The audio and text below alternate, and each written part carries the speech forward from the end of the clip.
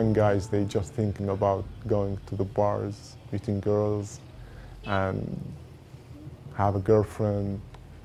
But I think about how will I expose the ISIS, how I will make the world notice of my city. To be an activist inside the city of Raqqa without the knowledge of ISIS, it will take you to death. Over the last year, Abu Ibrahim al-Raqqawi has had one of the most dangerous jobs in the world. He is one of the founders of the group Raqqa is being slaughtered silently. Together with 15 other activists, he has spent the last year secretly documenting the harsh reality of life inside Raqqa. In a region where entire army units and militias run away from ISIS in fear, this group of young Syrian media dissidents daily risk capture, torture, and execution to try to expose the ugly reality of life in the jihadists' self-proclaimed caliphate. In my opinion, and in my group opinion, that every word from us is equal one bullet from them. Now safely out of Syria, Abu Ibrahim spoke to the Wall Street Journal. It's the first in-person interview he's ever given. He asked that his identity be kept hidden and his voice altered because his family and fellow activists still live under ISIS's control in Raqqa. He also doesn't use his real name. Abu Ibrahim says ISIS is everywhere in Raqqa. Religious police vans are around every turn. Your heart starts to beat fast, you feel very under pressure. The activists use their own cameras to capture life in Raqqa. They keep tabs on everything happening inside the city, including the fact that ISIS now requires all women to wear niqabs that cover their faces. They rely for their reports on a wide network of informants. They see, they can't tell you what they are seeing. So I have brothers, cousins. If anything happens, they will immediately send us a message. The group also obtains material from people who were forced to join ISIS. In early January, Abu Ibrahim reported about rumors he heard from ISIS fighters that Jordanian pilot Mu'adh al-Kasasbi had been burned alive.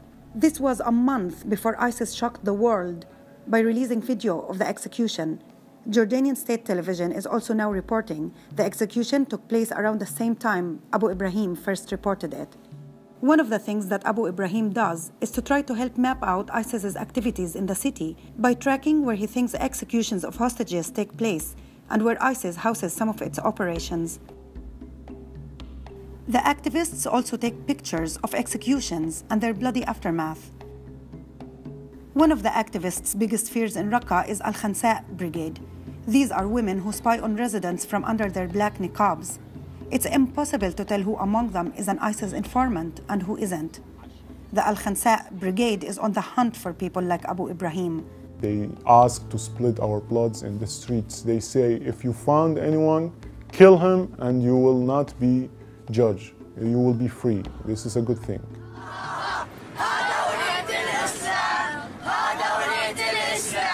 The activists have reported on how ISIS indoctrinates and trains young teenagers in their violent way of life and death.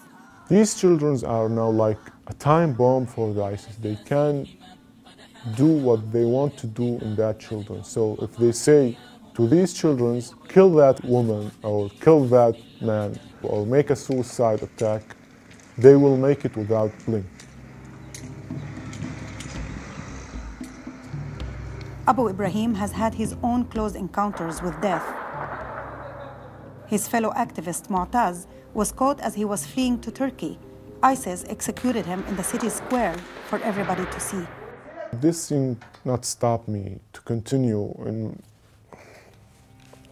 in my work and my friends' work. I'm sorry. Because of the death of Mu'taz, we continue to do these things. We continue to expose, to show the world what ISIS is doing. Yeah. Can I have a break, 5 minutes, please?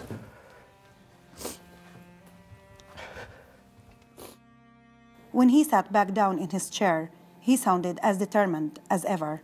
I will say to them from here, and I'm sure they will see the video, they try everything to stop us, but we will not stop. We are still fighting, and in the end, I think we will win.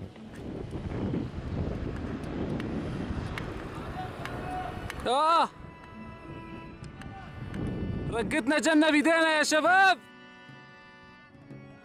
يلا يلا.